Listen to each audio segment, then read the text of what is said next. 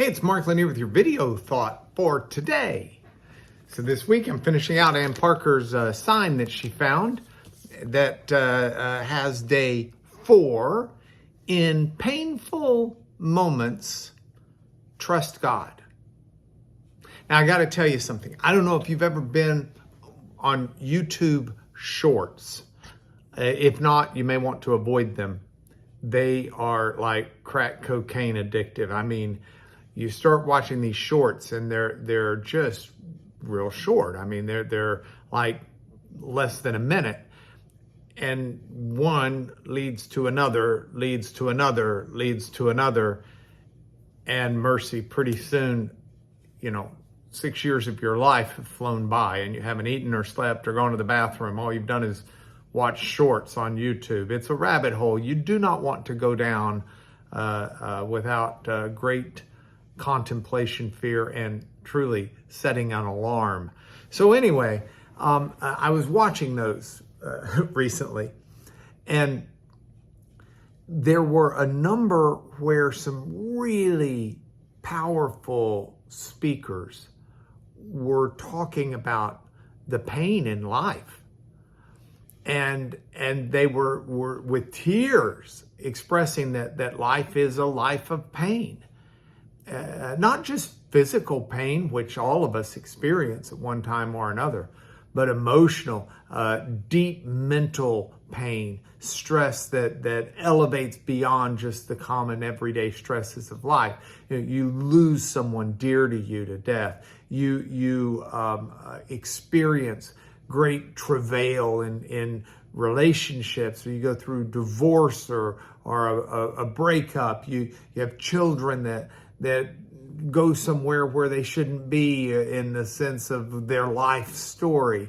You make stupid mistakes that, you wish you could rewrite history and regret.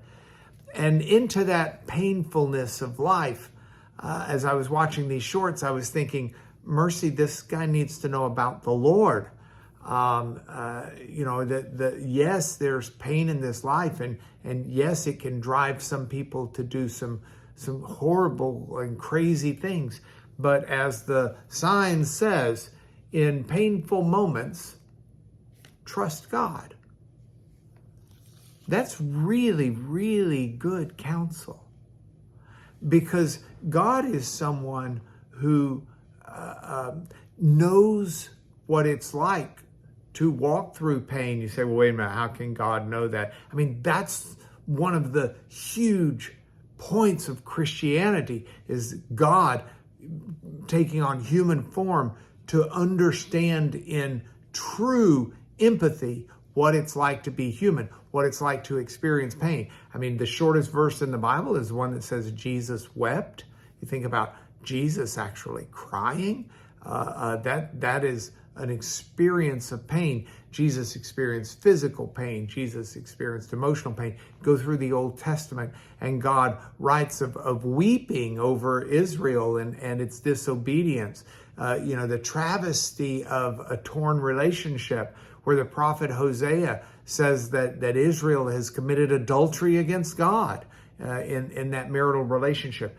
The idea of pain is something that we can trust God, because God not only understands the experience of our pain and can both empathize and relate, but God ultimately wants to heal us in our pain.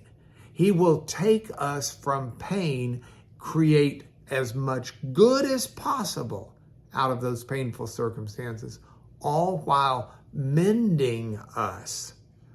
He doesn't restore us to a non-pain mode in the sense that the pain is gone and evaporated and disappears forever.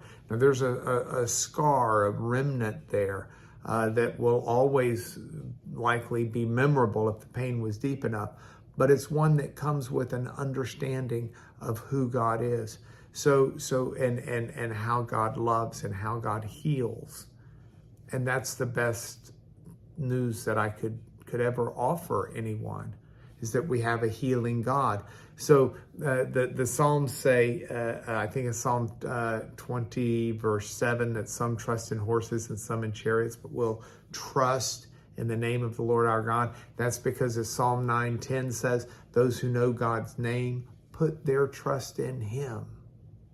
To know the name of God is to know who he is, his character, his love, and his commitment. So you may be in a painful moment right now. If you are, trust God. Seek him and trust him. He will redeem this painful time in your life. It's a promise, and it's also your video thought for the day.